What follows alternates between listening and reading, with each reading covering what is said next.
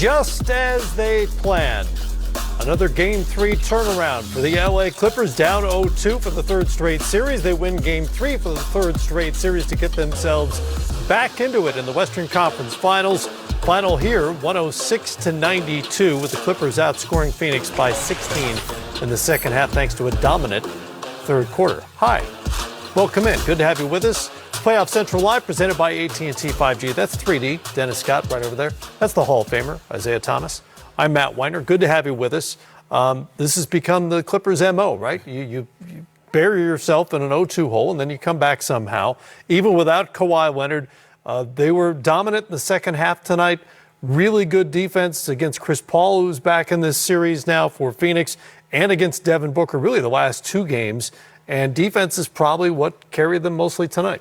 Most definitely. And when you talk about their defense, the way Patrick Beverley came out and played, and knowing him from the west side of Chicago, he went back to his west side of Chicago roots, picking up full court, harassing, chasing, just being a pest on defense. And I thought, his defensive effort and intensity and energy really gave the Clippers, a boost on the offensive side. Good defense translates to good offense. And I thought Patrick Beverley defensively, what he was able to do throughout the course of the game, 3D, I thought was very impressive on the defensive side of the ball. Man. I mean, he sets a tone for sure, and we saw that in Game 2. You may not love Patrick Beverley if you're an opponent. You may not love him if you're neutral, if for that matter, because he's annoying. But it's like when you're outside of like the net. That's how Patrick Beverley was. But there's an effect. They were plus 24 with him on the floor tonight. And Chris Paul and Devin Booker were a combined 10 of 40 from the field. Matt, when you have someone like Patrick Beverley that's a pest, a gnat, a fly, like being at home, it's like you're always worried about him. That's what Devin Booker saw tonight. Yeah. He saw, in Game 2 as well. So the last two games, Devin Booker has not shot the ball particularly well. Talk about Chris Paul. We as athletes, we take 11 days off. We feel good. We okay. We're still human beings. So a little bit of rust. Patrick Beverley being a pest, it wore on Chris Paul tonight. So they never really got into that Phoenix Suns flow we've been seeing all playoffs long. We also talked in our pregame about Ty Lue's choices of bigs in this series. He's gone back to Ivica Zubac, who started the last couple of games, and Zubac was huge all game long, particularly in the first half. 28 points and 16 boards tonight. That matchup with Ayton went the Clippers' way. Yeah, it totally did, and you got to give Ty Lue credit. I mean, he knows his team. He doesn't panic. He knows what they need when they need it, and he's found a way to get them right back into this series. I thought confidence-wise, he gave them the confidence to really shoot the basketball and play well. And I don't know what I just haven't seen a coach in years do what Ty Lue is doing. Yeah. Now, if he comes back and win this series, man. Well, that's because he's doing stuff over the last 10, 15 years that coaches just haven't been able to do in this league with teams with these kind of deficits in the playoffs. Yeah, DeMarcus Cousins didn't play at all tonight in this game, but I think I said Zubac had too many points. He was plus 28. There you go. Which is huge. Yes. Best number for the Clippers, but 15 points and 16 boards. Thank you, 3D. No, come on, we're teammates, buddy. So, but to your point, that's why in the pregame show I was like, I'm not going to count Ty Lue out just yet. I was at the Dallas series. I saw Luka give him 44, 15, and 11. He said, we okay. I said, what film you watching? You know what I mean? I'm like, what film you watching? You okay? The guys giving you these kind of numbers. He said, I got a plan. And once again, Patrick Beverley was the part of the plan tonight to be a pest, to pick up 94 feet. We don't normally see that in the NBA, let alone in the playoffs, Zeke. How about Reggie Jackson? Oh, yeah. Yes, come on. I mean, we know he got game, but over the last couple of years, we just haven't seen it on display. But again, the confidence that he's given his players, down 2-0, in a must-win game, he's got them playing free and loose and coming out and shooting threes, and it's just like I say, I haven't seen a coach be able to do this in my lifetime of coaching. And like I say, going back to Golden State Warriors, Cleveland Cavaliers down 3-1 in the NBA Finals. And I've been in the NBA Finals a couple of times. Yeah. When you down 3-1, your ass going home. Excuse me. I'm sorry. That's the way it usually works. Yeah, that's it. And you know, he brought his team all the way back. You know, it's pretty amazing. Already overcome as a coach, more 0-2 deficits than anybody in NBA history. You know, Jackson has been great for this team. He is a fearless scorer, and that's what they need him to do. Take shots and make shots, particularly with Kawhi Leonard not on the floor. We saw him up on a suite tonight during Game 3. Paul George, on the other hand, like Kawhi, is a sort of a low pulse rate guy. He's hard to read occasionally, but in situations like this, he's also not going to get too excited. And he didn't shoot the ball great tonight, but a lot of good stuff out of George.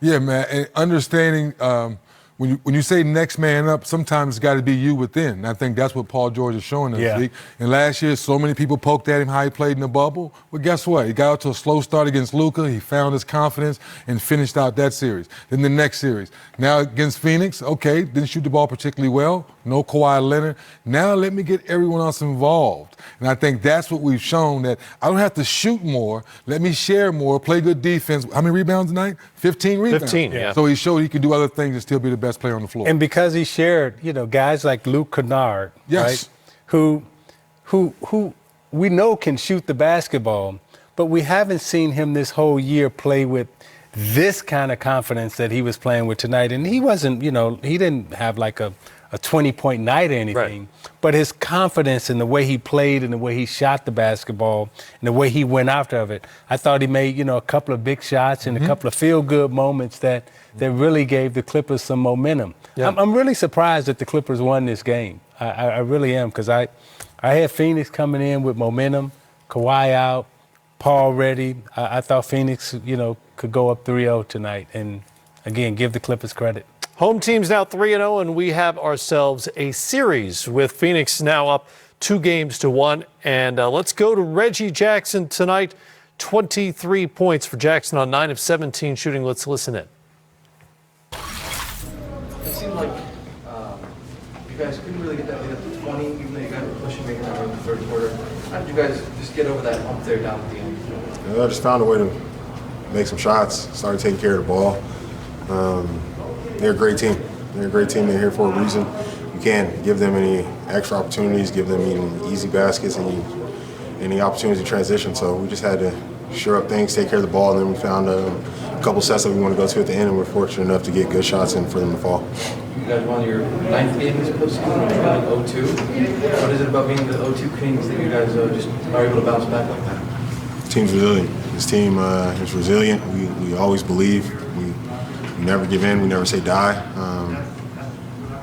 Like I said, we never really have doubt. We continue to just chip away, try to figure out ways that we can be better, try to figure out ways to impose our will on our opponents. And this team's just hungry. It's always hungry to get better. You know, you don't know what the results are ever going to be, but I love our approach. I love the way we come out. We continue to fight. We continue to try to find ways to get it done collectively, and we've been fortunate enough to make it this far. So. I think Zoo today came out aggressive, a couple of little short out time. What got into him? What did he deliver this time? He showed a lot of heart. He showed a lot of heart, a lot of fight. I think getting his footing, getting comfortable in this series. You know, Zoo's always his intents are pure. He always wants to come out and do his best that he can. He's giving everything he has for his team.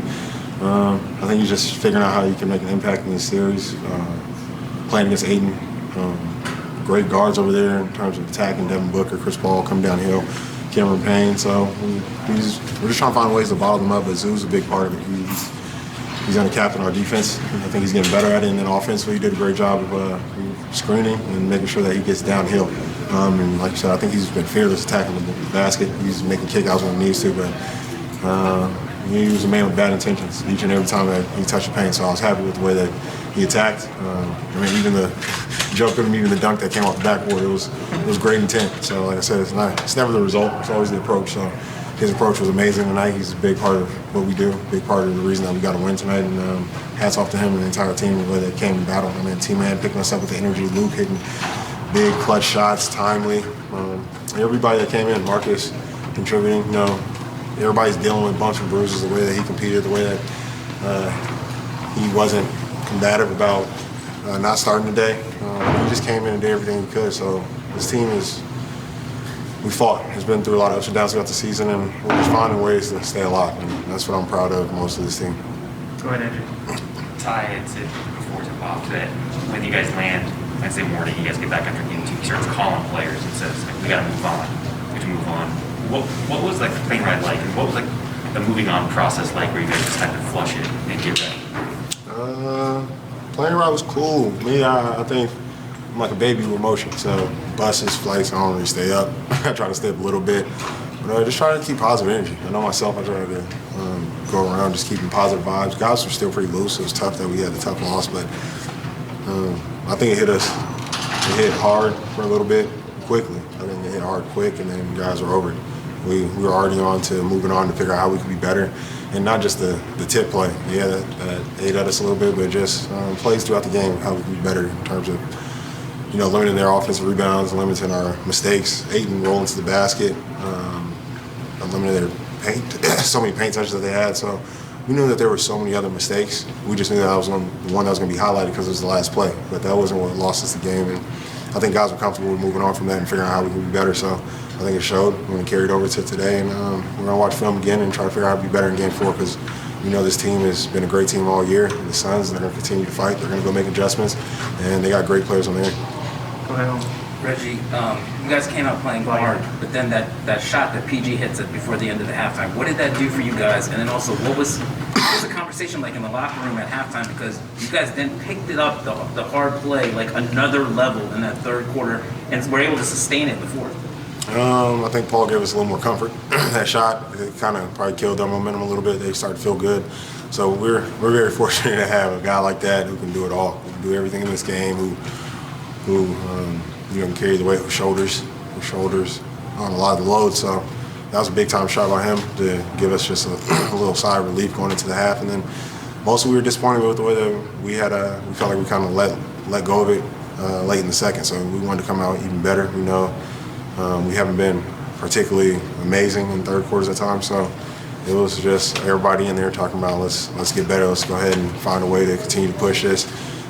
Particularly Pat Bev was energized, fired up about us not letting go, not letting our foot off the gas and figuring out how to be better. So it's an amazing locker room we have. Everybody trying to collectively lead from their position, from their role, and everybody has, like I said, pure intent. So it doesn't matter who's on who's saying what. We know where it comes from the heart, and at the end of the day, we all want to win. Reggie, we talked to you before about your late clock offense in particular, but they cut that lead down to 6 in the fourth quarter, and then you get the transition layup, which you could have backed it out. You didn't have to take it. You finished it through contact, and then you hit that open three.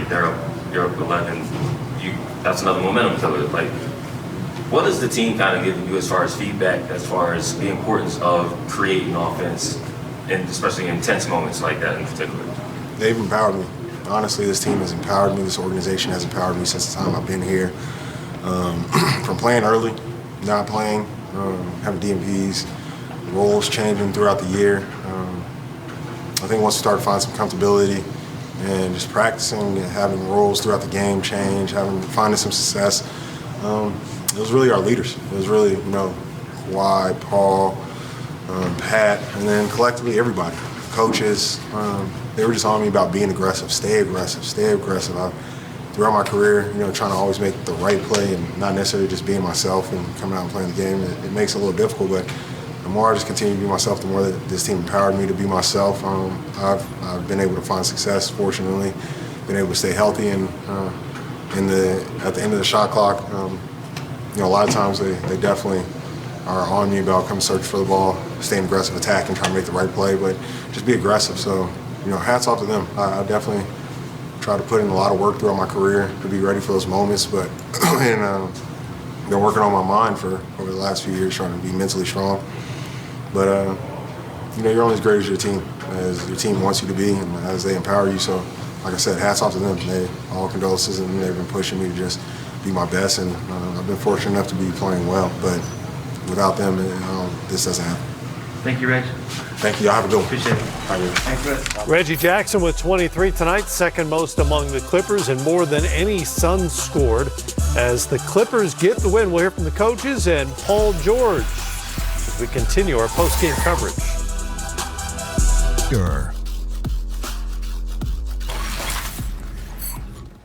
Phoenix takes it on the chin. Let's hear from the Coach of the Year runner-up, Monty Williams. Cameron Cox with 12 News.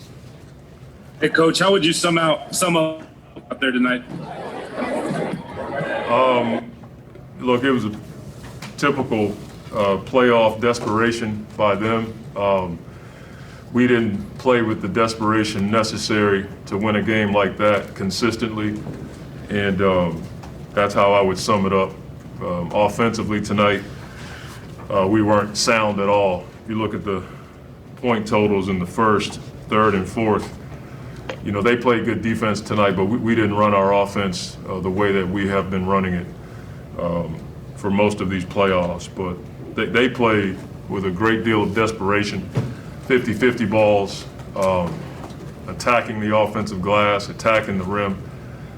They played hard in every segment of the game.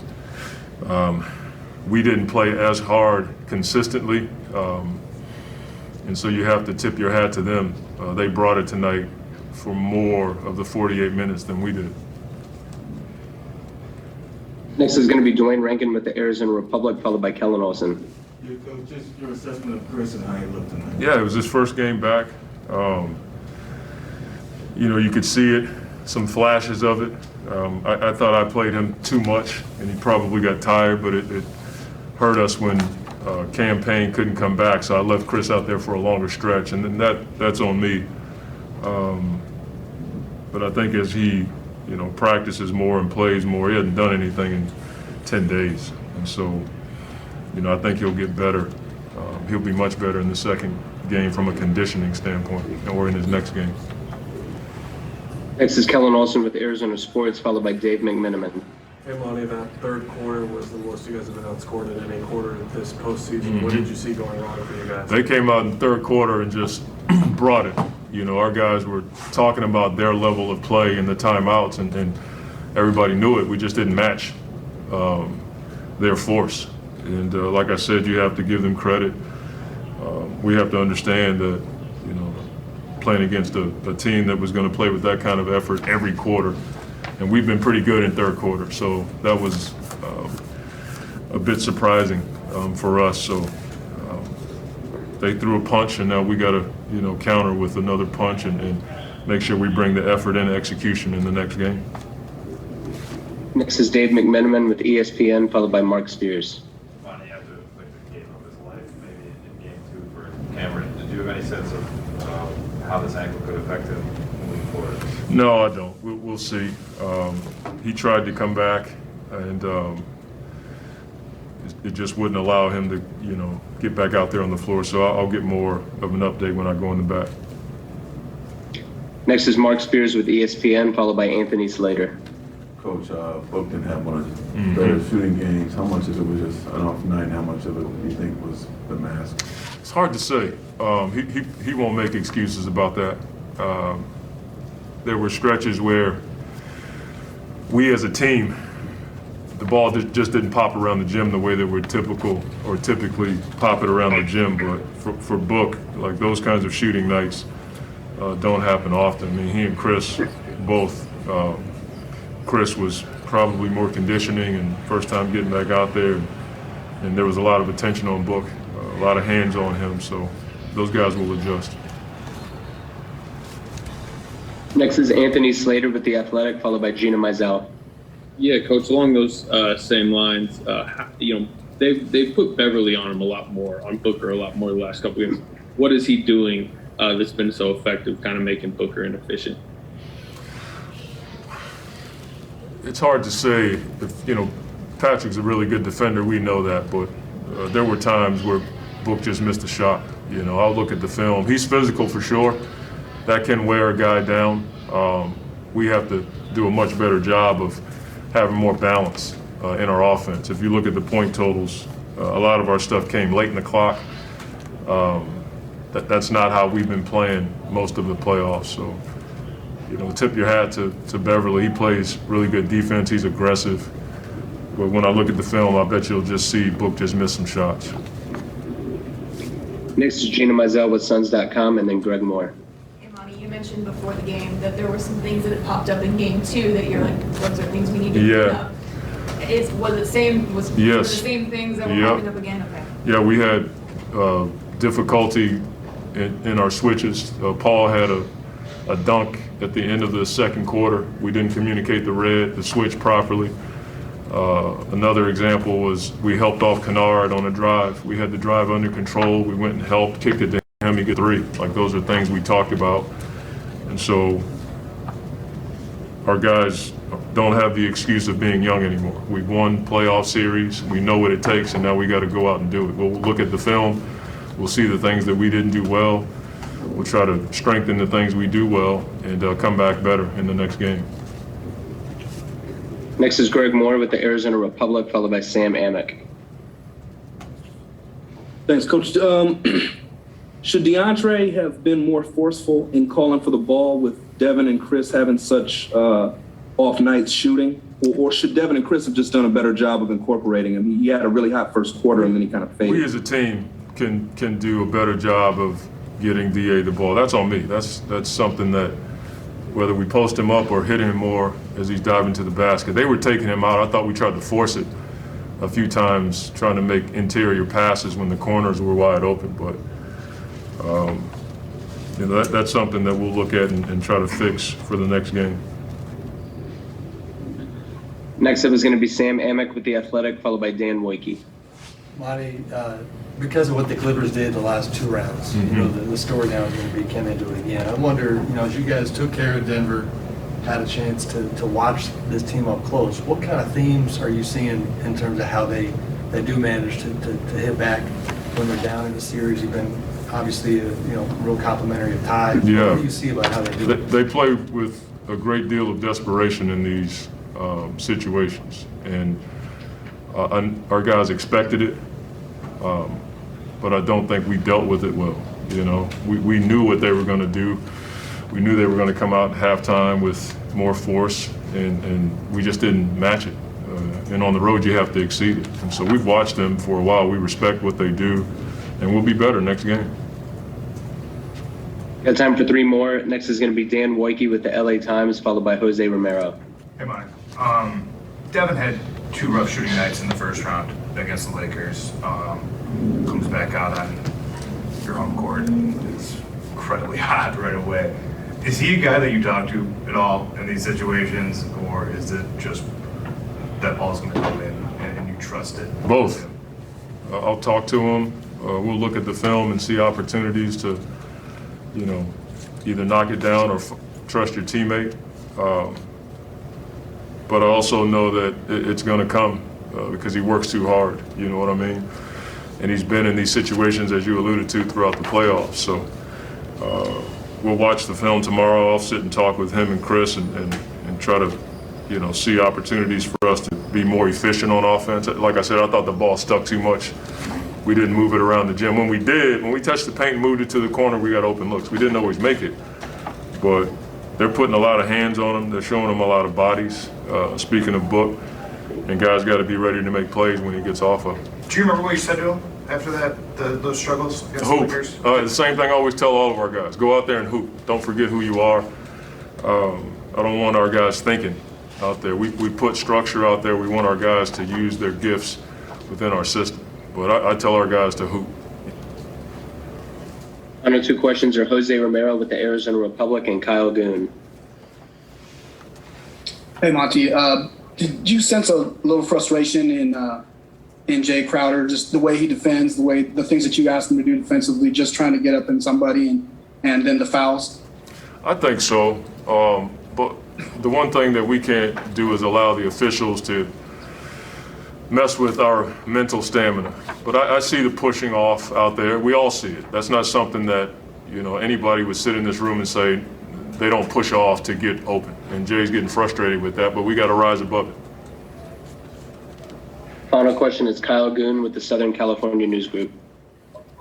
Hey, Monty. Following up on Cam, who's obviously had a really tremendous postseason. what's harder for your guys to do when Cam isn't able to come out in that second half? And is it hard not to be frustrated when you get Chris back and the timing is such that Cam can't finish this game? It's one game. You know, we'll reevaluate how we're going to attack them. We hope Cam can get back on the floor in the next game. Like I said earlier, it was hard on Chris because I had to leave him out there for a longer stretch.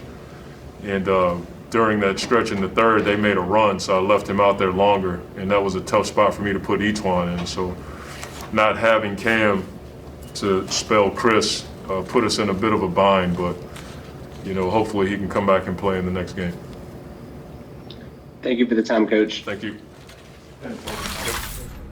9-game win streak ends for the Suns, while Ty Lue's Clippers are now 9-1 in games beyond games 1 and 2 of playoff series. On the text message chain, is there somebody who keeps stepping up and saying something that resonates, or what keeps happening for you guys to dig so deep in these game threes? I don't know. I don't like it. I'll tell you that. But, you know, we've been a resilient team all season, you know, all year long. You know, first I just want to give credit to Marcus Morris. You know, he was hurt, you know, didn't know if he was going to be able to go tonight. And he gave us all he had, you know, 2 big threes, you know, down the stretch, which we needed. But, like, just a total team effort. You know, our guys just keep grinding, keep fighting. You know, we know our backs is against the wall 0-2, but we never give in. I mean, the job Pat Beverly's been doing, you know, has been, you know, tremendous. I thought Zoo was really good tonight. You know, Reggie, you know, down the stretch. PG through the first 3 quarters, and he got tired. But, you know, we had to play him the whole second half, you know. So I just thought, you know, at halftime we challenged the guys to move the basketball and make the right play. I thought we just dribbled too much in the first half. In the second half, I thought we really did a good job of sharing the basketball, moving it, and getting guys open shots. Thanks. Next question will come from Amy from Ramona. Hey, Ty, I go into Ramona. Go ahead, Ramona. Hey, Ty. When you guys went out and got Reggie Jackson, I think he was one of the last people added to this roster, what did you expect he was going to be able to give you and compared to what he's actually been able to give you? Well, coming into the season, when we first signed Reggie, our coaching staff, we talked about, you know, him potentially being a starter because of how we wanted to play and, you know, getting PG and Kawhi, you know, the ball in their spots. And so, you know, unfortunately, Pat Beverly got hurt a few times this season, and Reggie became the starter, and he did a great job. And, you know, our numbers with him as a starter was, you know, off the charts, you know, as well as with Pat as well. But offensively, we really took off. So, you know, he's been great. You know, so as soon as he stepped into that role, I mean, made it easier for PG, made it easier for Kawhi. We really started playing, you know, a great offense, having a great offense, and we just never stopped from there. So I'm just happy for him. You know, he's had a heck of a year. Just we got to continue to keep pushing. Go ahead, Andrew. Sorry, what do you think to make just the defensive intensity to limit Booker to his shooting line, Chris to his shooting line? They never ever felt like they were in rhythm, and that's obviously a big change from what Booker did in Game 1. What do you think the defensive intensity ratcheted tonight? I think starting Pat and Zoo, I think, you know, really helped our defensive intensity. You know, with PG having to score and make the plays for our team, I think, you know, without him having to guard Booker, it takes a lot of pressure off him offensively. Pat Beverly and Zoo together, you know, that combination is unbelievable. And like I said, Pat's the best review challenge guy in the game. You know, he's going to block your shot from behind, he's going to contest from behind, and make it hard on you. He gets into the ball, you know, he's physical. And I just think making that change with him and Zoo, you know, Zoo at the rim with the verticality, and Pat to be able to protect him on the pull-up jump shot. So that's been a big change and a big spark to our defense. And those were guys you parked for much of the first round and parts of the second round too. I mean, you talk a lot about your adjustments, but for guys to accept their roles shifting. I mean, yeah, Andrew, it's all about winning, and those guys are winners. And, you know, to be 2 starters and not play at all in the Dallas series the last, I think, 4 games or 5 games, and then come into the Utah series and Zoo not play much, you know, because we was going small because of Gobert. And Pat, you know, the job he did on Donovan Mitchell, you know, and now we need both those guys to come back and start again. They've been phenomenal. So, you know, that's what winners do. And they want to win, and whatever it takes, they're going to do that. So I'm just happy for those guys to finally get their moment. Go ahead, Lo. I wasn't going to set you up with this before the game about team joking about you, Bill Belichick, and the adjustments and whatnot. Yeah, right. I know you coached up in Boston, so I mean there's some proximity there. But when you hear that the team will buy into what you're selling as far as adjustments and them applying it effectively, like how does that make you feel when it works and even when it doesn't work? Well, first off, I got a lot of respect for Belichick. I'm not nowhere near him. 6 Super Bowls, probably the best coach ever, football, in NFL history. But it means a lot just to, just for those guys to trust me, to understand that whatever I'm doing is the best for the team, not for me, and I just want to win. And making adjustments, sometimes it's tough because adjustments mean some guys can't play, some guys play more, and you got to be able to accept that. And that's the biggest thing. But you have the communication with your team all year long and just talk about one common goal, and that's winning. And all of our guys are on board, So, I take pride in making adjustments and try to do the right thing, but these guys are the ones who have to go out and execute it. They've been doing a great job of that so far. Ty, you're good at knowing, having conversations with guys, knowing where their heads are at. It would have been easy for Paul to kind of let that last game linger with him, those free throws. What were your conversations like with him? And then you play him 43 minutes tonight, and he almost comes up with another triple-double. I mean, what else can you say about Paul? Just after the game, we landed. We got back home. First person I called was PG. I just told him, we wouldn't be in this position without you. So, that game's over. It happens. Doesn't mean anything. They took care of their 2 games at home, and now we got to go home and win our 2 games. That's the most important thing. So, can't look in the past. We got to look ahead. And I called him. I called Pat Beverly. I called a few of the guys and just said, that's over. We had a chance to steal one. We didn't do it. It's behind us, and now we got to move on. So I thought PG did a great job of just moving on, like you said, and having a big game for us tonight in Game 3. What time are those calls made? As soon as we landed. So when I got my car, they got in their car from the plane, then I called them on the way home. Is that like 4 in the morning? I don't know what time. Whatever it takes, I don't. It doesn't matter to me. But like I said, those guys came out, we responded, and just. After the first half, great defensively, but offensively, I just thought we were too stagnant, over dribble. We tried to do it by ourselves. In the second half, we really just did a great job of just making the play for our teammates and trust, and so that was good to see. Go ahead, Miriam. What got into Zoo today? What conversations did you have with him? What adjustments did he make that helped him? Well, I think the biggest thing was Zoo, he hasn't played. So just getting his timing back, getting his rhythm, understanding what we're trying to do. And I think also offensively, to their credit, we haven't played big in a long time. So as far as running the same plays and the spacing is different. So we got to get used to that as well. But I think Zoo just hasn't played in a long time. So he's just finally getting his rhythm, understanding how we need him, what we need to do for him to do defensively and offensively, which is starting to come for him. So he dominated the glass tonight. I thought it was a big factor inside, with CP contesting his mid-range pull-ups. And so it's going to keep slowly starting to come for Zoo. So just happy he's finally getting his legs underneath him. Ty, we got to take one more from Tamara Time. Okay. Just to clarify, the Terrence Mann substitution, was that a Marcus injury thing? Or? Yeah, he wasn't going to be able to go initially, and then he did what he had to do and got on the bike and whatever else, and then he said he's going to give it a go. So, we needed everybody we can get tonight, so just for him to put it on the line for the team just means a lot. Starting Terrence sort of got Booker and CP off to a rough shooting start. What did that half of Terrence lineup sort of do to their guard? Well, it allowed PG not to have to guard CP, which we was going to do that initially when Marcus was going to start.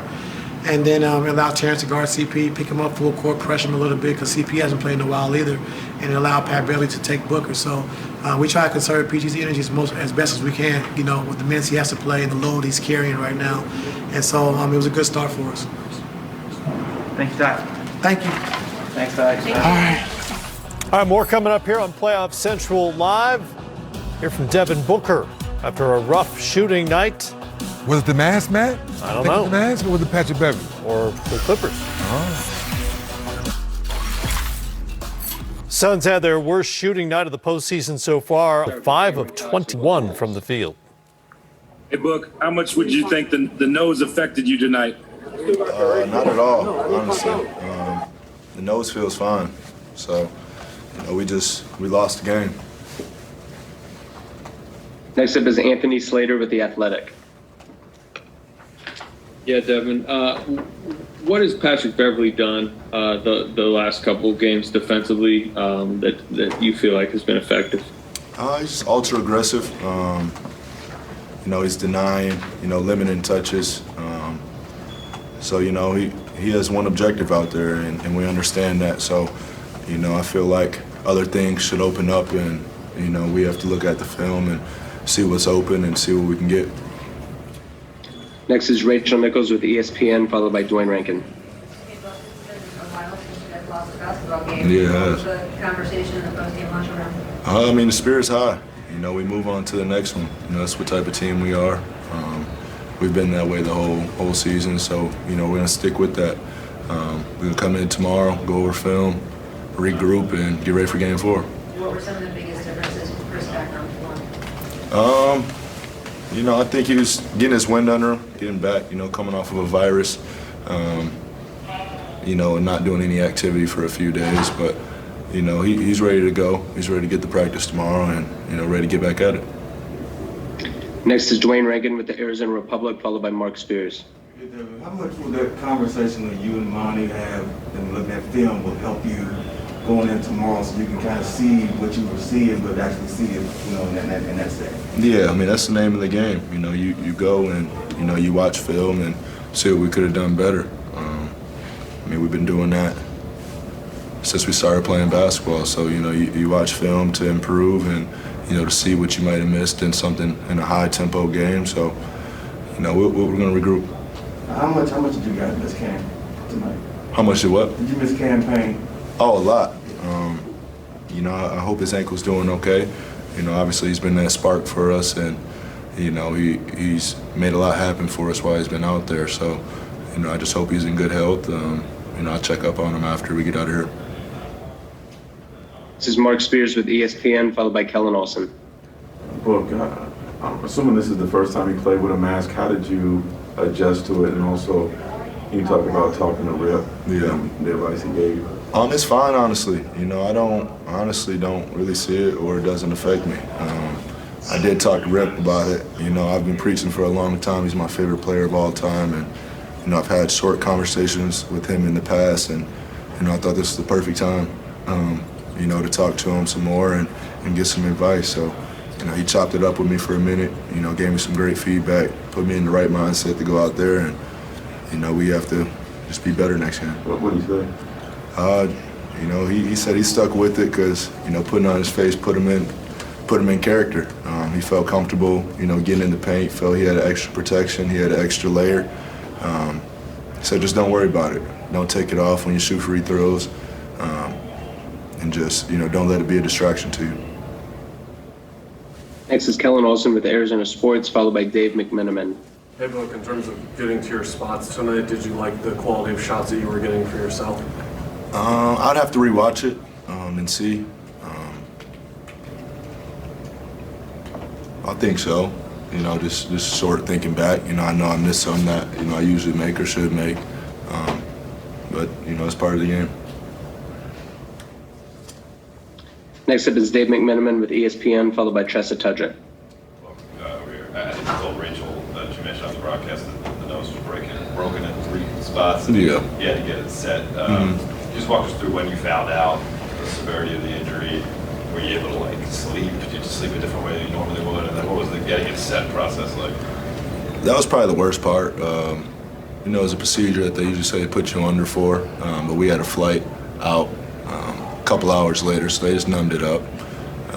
All over the place, it felt like eight shots to numb it up, and then they go in there and they put it back.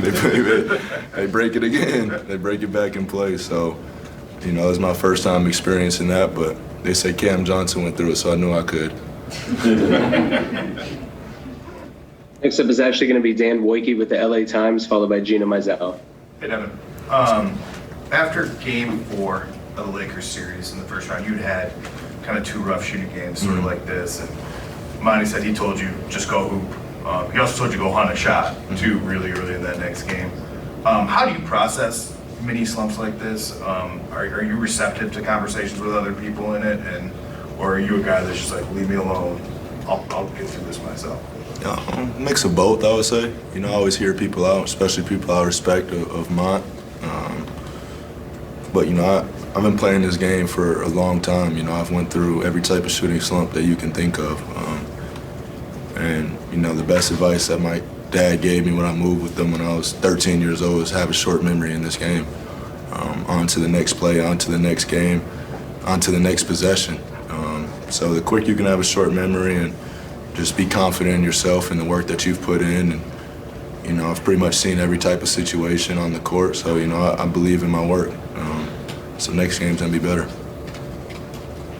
Next is Gina Mizell with Suns.com, and then Greg Moore. Hey, Buck. The last time you guys lost a game here, you had those 2 days and then went on the streak that you guys were on. Is there anything from those 2 days after Game 3 of the Lakers series as far as how you guys approached kind of bouncing back that you feel like can help you guys this time around? I mean, we keep our gym the same. You know, that was my first time experiencing that. After we won versus the Lakers and lost 2, you know, we're down 2-1 in LA, and you come in the gym and it's chill. Everybody's laughing, everybody's having a good time, but focus at the same time. Just with the, you know, there's understanding around the team on what our next objective is and what we have to do. So it's not really talked about that much. You can just feel it in the energy, even when you're laughing, having a good time out there. Like everybody's zeroed in and locked in. Final 2 questions are going to be Greg Moore with the Arizona Republic and Brendan Clean. Hey, Devin, Greg Moore, Arizona Republic. You and Chris both had bad shooting nights early and were going to DA early in the first quarter. And I'm wondering what got you guys away from that as the game went on. I'd have to go back. You know, the game happened so fast, so, you know, that's what the film is for. Yeah, that's that.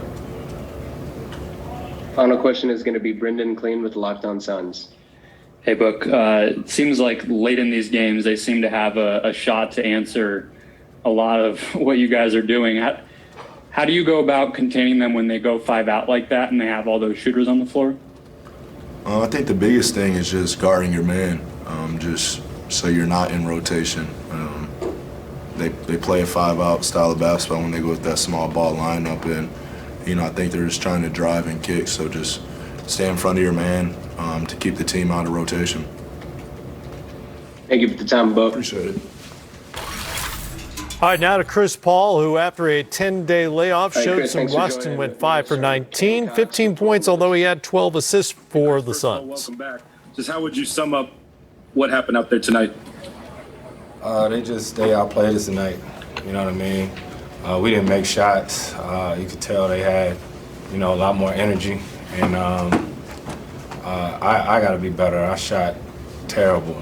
You know what I mean? I got to pick up the pace. We'll be ready game 4. Next up is Rachel Nichols with ESPN, followed by Kellen Olson. Hey, Chris. Welcome back. What's up, Rach?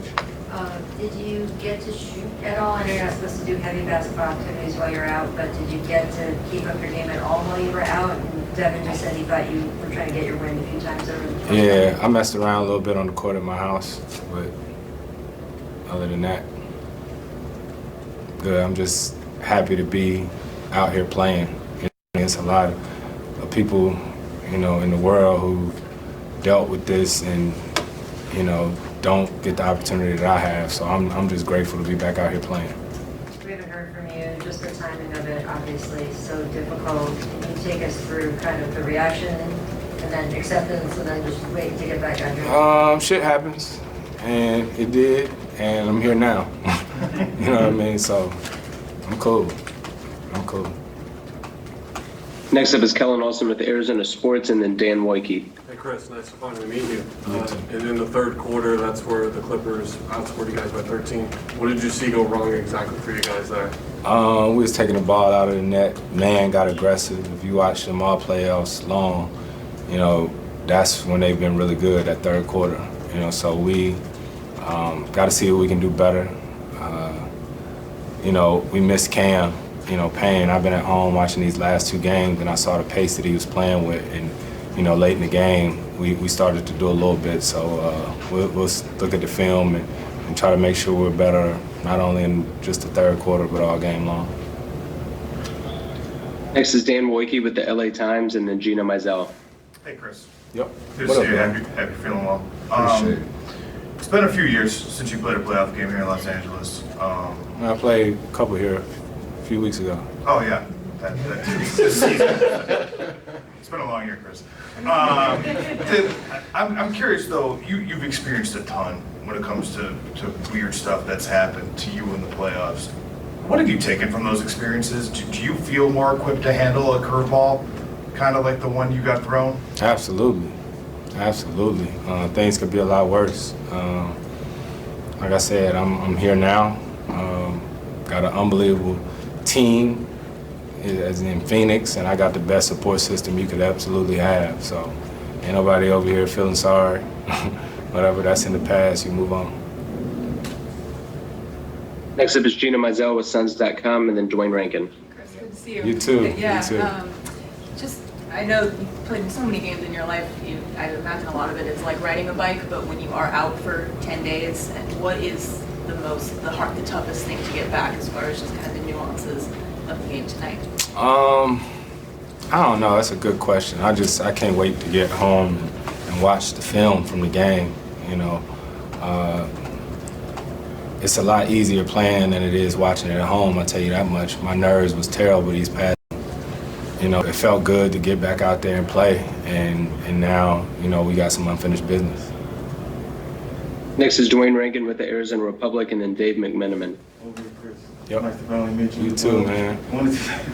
Wanted to ask just how was your body feeling tonight? Because Monty was saying that conditioning, that he thought you were trying to obviously get you when you played a little longer than you normally would have if Cameron was there. So how was the body feeling? I was cool. I was good. Yeah, I was good. I was good. Feel like I feel even better next game. But yeah, I was cool. I was prepared, you know. So.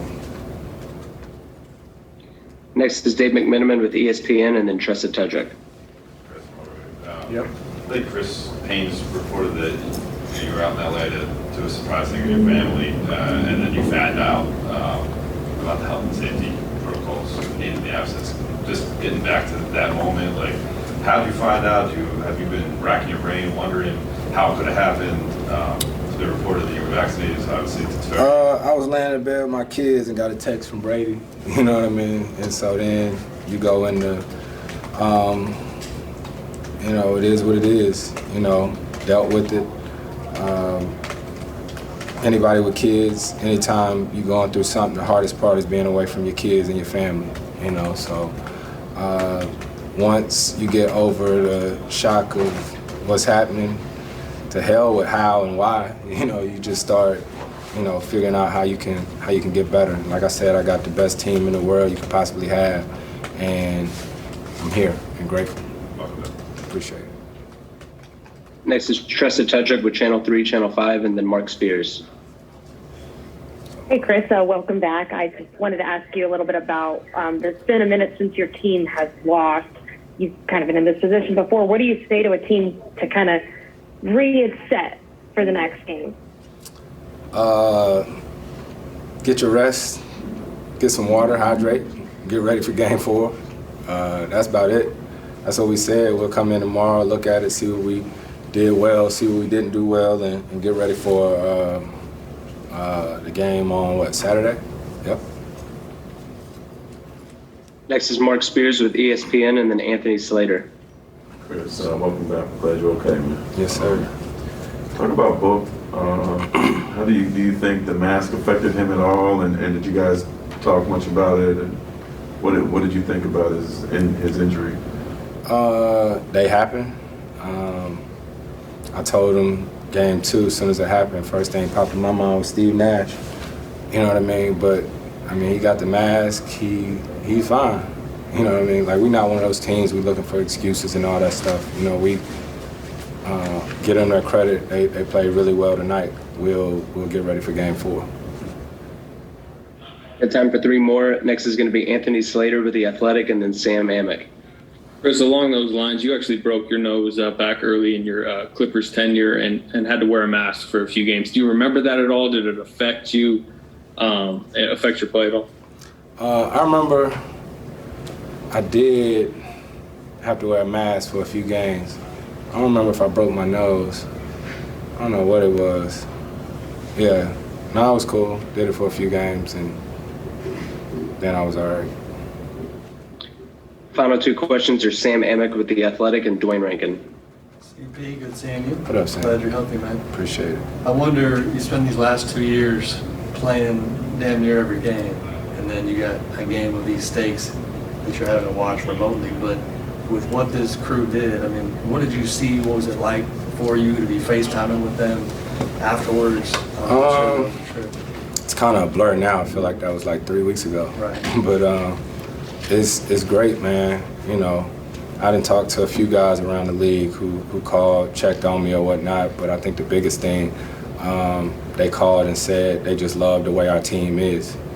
You know, a few guys like stars in our league who called and was like, man, just to see the way that you guys really play together, play for each other, you know, that's real. Right. You know, our relationships and stuff. So it's genuine. It's a fun group to be around. And when you're around a group like that, you want to win. You don't ever want the season to end because you actually like being around each other. On a question, it's Dwayne Rankin. Yeah, Chris, obviously I saw you with Javon before the game. It looked like you were taking it all in, being back on the floor. And now that this game is over, how much is it now? Hey, look, let's get back to what we need to do. Just so you know, Dwayne, we do that before every game. I didn't know that. I know, I'm just telling you. We do that before every game, right before the national anthem. That's part of our pregame routine. Okay. That's what me and JC do. Okay. Yeah. Okay. Nothing more, nothing less. Yeah, I know, it's all good, but I'm just telling you, you're going to see it again Saturday. Okay. Yeah. So we sitting in nosebleeds. And oh, man. Dang, talk to the right people. They get you. We are. Did you notice his suit, though? Clean over there. I see you. Unbelievable. Thanks, Chris. Cool. All right, thank you for the time, Chris. Nice to see y'all. Respect this. Chris Paul in good spirits after returning to the floor, but it's his old club that gets the win tonight. We'll hear from Paul George and check out the highlight from Game 3 as the LA Clippers get on the board with a 106-92 win. Paul George, 27 points on 26 shots. Good enough. Clippers back in it. Here he was after the game. Paul George, congratulations. Down 0-2, and once again, you guys come back with a win. What does it say about this team? You are able to keep pulling yourselves back from the edge like this. Yeah, I mean, this team is tough. This team is tough. We do whatever it takes. We trust one another. We got each other's backs. We just play hard. You're gonna beat us. We just gotta be. It just gotta be one of those nights that you beat us. And you know, I think, you know, we just got great resilience. T-Lou just does a great job making adjustments, counters. We come out, we play hard.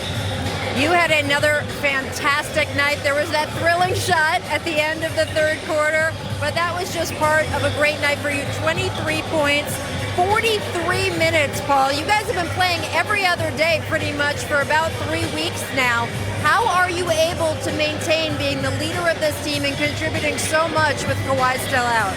I mean, my teammates just they allowed me to play. And tonight, I got on their backs in the fourth quarter. I just, you know, told myself I'm gonna do whatever it takes. I'm gonna make the extra plays, rebound. I'm gonna box out. Reggie did a great job of putting it away. Pat. They just made big plays down the stretch, but you know I'm gonna just give everything I have. I don't care how many minutes I have to play. That part doesn't concern me. It's win or go home in my opinion right now, and I'm gonna just leave it on the floor. You mentioned Reggie. You guys have been friends for more than a decade at this point. You talked about playing with each other. You lived together at one point. When he became available after that buyout with Detroit, you had to have him on this team. I remember that. What does it say that he is able to make the kind of contribution he is tonight? Yeah, we dreamed of this. We dreamed of this. Many nights, many late nights when I was a Pacer and he was a Piston. We envisioned this, playing for the same team. We didn't know what team it was going to be, but we wanted to play together. We get a chance to do this. We love in the moment, and man, it's just great to do it with someone you just genuinely love. And, you know, we're here having fun. Your parents are here. I know that it is hard for your mom to come to games. The fact that they were here to see you and see this tonight, what does that mean for you? It's motivation. It's motivation. Every chance I get, I take a peek at them, and it makes me go harder. It makes me play hard. That's what I do it for. My parents, my mom, my dad, biggest supporters. They're here every night. And they just got love for this game, love for this team, love for me. And it's the easy part, just come out and just hoop. Well, your mom is a warrior. I can see where you got it from. Congratulations, Paul George. Thank you, Ray. We'll see you back for Game 4. Let's do it.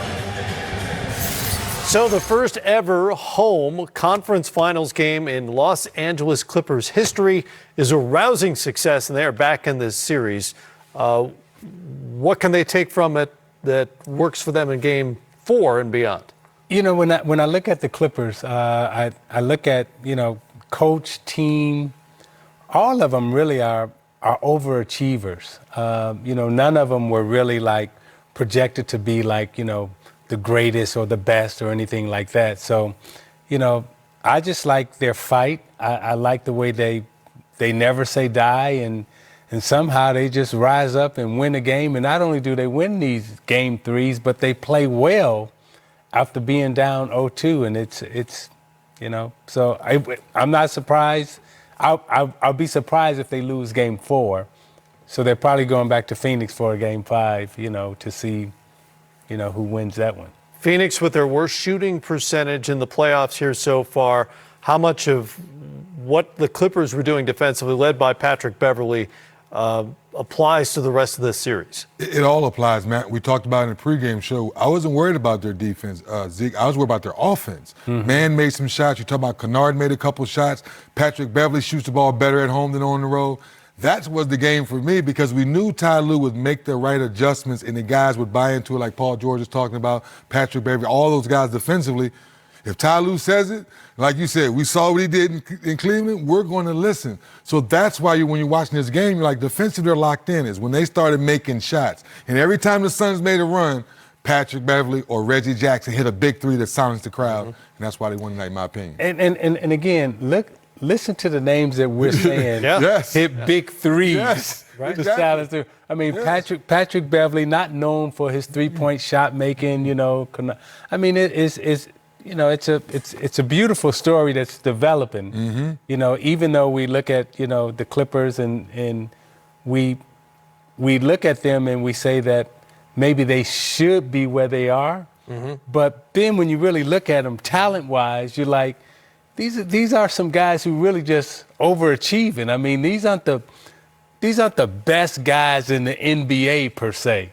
When you take Kawhi Leonard out of it, and even when you look at Paul George, Paul George, Long Beach, was it Long Beach State? Fresno State. Fresno, yep. Fresno State. Yep. And, he 7th, 8th pick in the draft. He wasn't supposed to be what he's turned out to be in the NBA. So all these guys have really overachieved. They didn't come in like LeBron James, like Kevin Durant. You look at their roster and it's like, it's a bunch of misfits guys who just kind of like, And play hard. Yeah, they play hard. Zubac, right? Yeah. He ain't supposed to be doing this in the playoffs. So I think we got to give the Clippers credit for just, I don't know, they like the Bad News Bears or something. They're just a bunch of overachievers who just keep playing hard. Maybe not as Hollywood as the name Los Angeles might imply, but the Clippers are back in this series, and they'll be back on their home floor for Game 4. That happens Saturday night, also on ESPN at 9 p.m. Eastern Time. Clips have now won 5 straight at Staples Center in the postseason.